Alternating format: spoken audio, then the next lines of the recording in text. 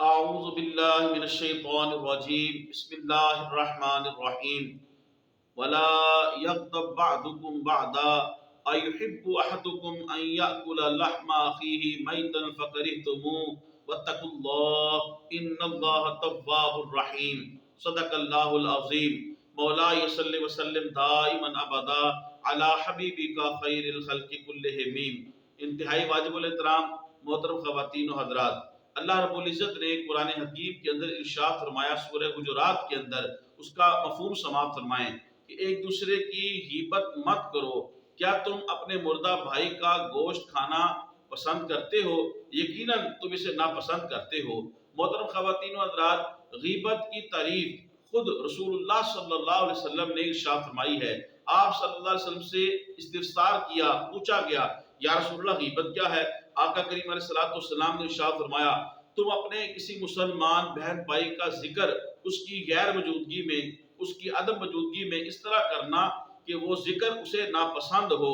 صحابہ کرام نے عرض کیا یا رسول اللہ اگر وہ چیز اس کے اندر پائی جاتی ہو اگرچہ اسے ناپسند ہے، حضور علیہ السلام نے ارشاد فرمایا وہ جو ناپسندیدہ ذکر اس کی عدم موجودگی میں کر رہے ہو، اگر وہ چیز اس کے اندر پائی جاتی ہے جبھی تو یہ غیبت ہے، اگر اس کے اندر وہ نہ پائی جائے تو یہ بہتان ہے۔ محترم خواتین و حضرات، اللہ تبارک و تعالیٰ نے قرآن حکیم کے اندر غیبت کو اپنے مردہ بھائی کے گوشت کھانے کے ساتھ تشبیہ دی ہے۔ معنی یہ ہے کہ جس طرح ہم مردہ بھائی کا گوشت کھانا ناپسند کرتے ہیں، اللہ کی منشا یہ ہے اسی طرح تم غیبت سے بھی نفرت کرو اور غیبت کرنا بھی جو ہے اسی طرح اسے برا جانو۔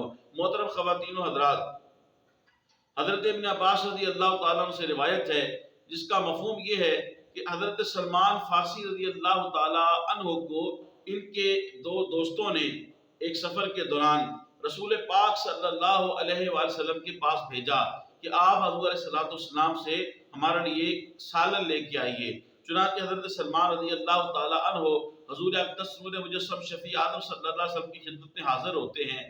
وہ جو دو دوست تھے آپ کے، انہوں نے حضرت سلمان فارسی رضی اللہ تعالیٰ عنہ کی عدم موجودگی میں آپ کے لیے نامناسب بات کہی۔ جب حضرت سلمان فارسی رضی اللہ تعالیٰ عنہ نے آقا کریم علیہ السلام سے سالن کے لیے عرض کیا کہ وہ سالن مانگ رہے ہیں، حضور علیہ السلام نے ارشاد فرمایا کہ انہوں نے تو سالن کھا لیا ہے۔ حضرت سلمان فارسی رضی اللہ تعالیٰ عنہ نے بعین ہی ان کو آگے یہ بتا دیا۔ وہ دونوں سرکار دو عالم صلی اللہ علیہ وسلم کے پاس حاضر ہوئے، عرض کہ یا رسول اللہ ہم نے تو سالن نہیں کھایا۔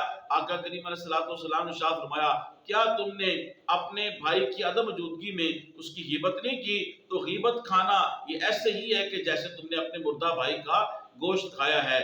محترم خواتین و حضرات، اس حدیث پاک سے بھی سبق ملتا ہے کہ اپنی کسی مسلمان بہن بھائی کی غیبت کرنا یہ اپنے مسلمان مردہ بھائی کا گوشت کھانے کے مترادف اسے قرار دیا گیا ہے۔ اللہ تعالی ہم سب کو عز و مان میں رکھے۔ محترم خواتین و حضرات، میری آپ سے گزارش ہے تبلیغ دین کی نیت سے میرے اس ویڈیو کو آپ زیادہ سے زیادہ شیئر کریں، میرے یوٹیوب اسلامی چینل کو سبسکرائب فرمائیں، یوٹیوب پہ کمنٹس کریں، لائک کریں۔ اللہ پاک آپ کو جزائے خیر دے۔ السلام علیکم ورحمۃ اللہ وبرکاتہ۔